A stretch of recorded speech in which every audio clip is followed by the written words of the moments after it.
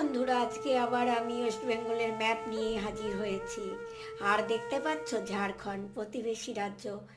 আর কি প্রতিবেশী বলতে হচ্ছে, আর যাই হোক ঝাড়খণ্ডের পাশে পুরুলিয়া, এই যে বাঁকুড়া, তারপরে বীরভূম, তারপরে এই যে পূর্ব বর্ধমান, এই যে তোমার পূর্ব মেদিনীপুর, এই যে বঙ্গোপসাগরের কাছে কন্টাই দীঘা, যেখানে ওখানে একদম নিচের দিকে, তারপরে তো উড়িষ্যা উড়িষ্যা যাই হোক, এবার কলকাতাকে দেখছো, কলকাতাকে কলকাতা উত্তর নর্থ চব্বিশ পরগনা, এখানে যেমন সাউথ চব্বিশ পরগনা।